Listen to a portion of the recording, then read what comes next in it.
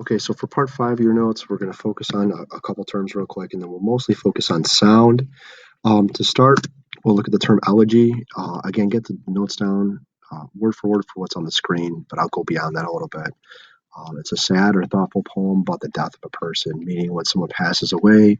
A eulogy is what you would read at their funeral, but an elegy would be like a poem that you would write to read at their funeral. So there's one a poem below from Oprah Winfrey where it says, I would not be standing here today, nor standing where I stand every day, had she not chosen to sit down. I know that. I know that. I know that. I know that I honor that. Had she not chosen to say what we shall not be moved.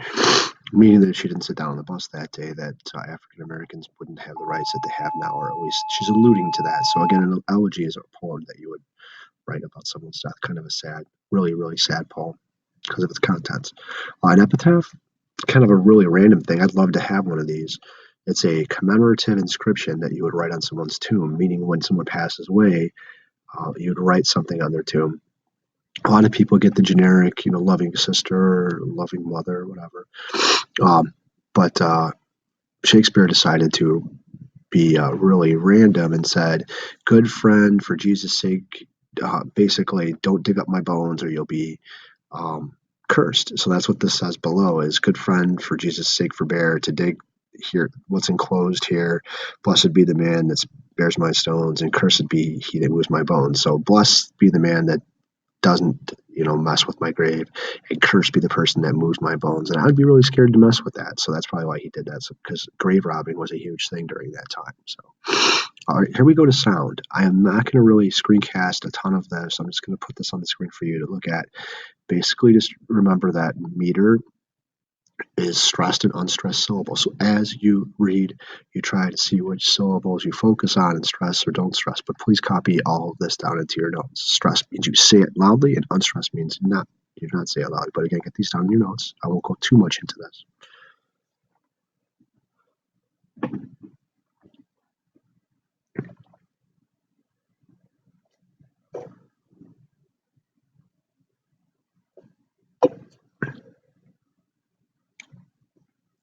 What is a stress? If you were looking at the last notes, what does that mean?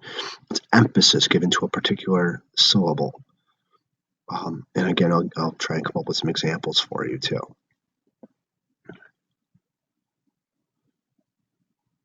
Again, make sure you get all this in your notes. Stressed syllables usually stand out because they have long rather than short vowels. Remember, a long vowel looks like it sounds, and a short vowel doesn't. What does that mean?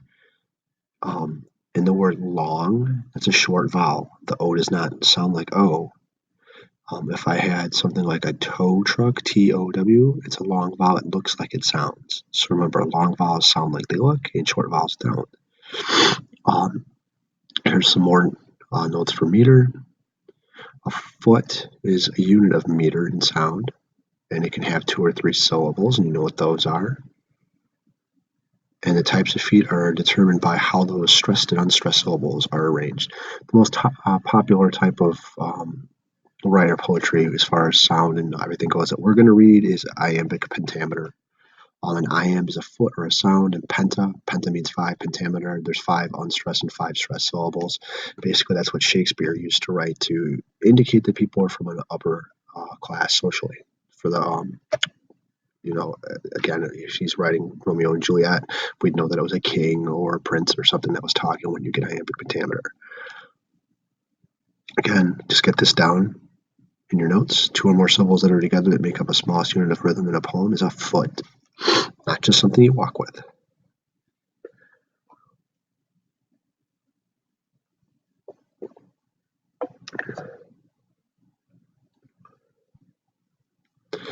These are the different types of feet. I'm not going to even talk to this. Just copy down what you can.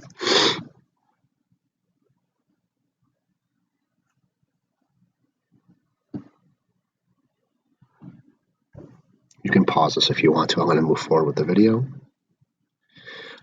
These are types of meter. I'm going to ask you some questions about this in the future. And again, on this Edpuzzle, you're going to stop and have to tell me different types of meters. So I'll get these down. And again, I'll pause the video if you need to. I'm going to leave for 1 second.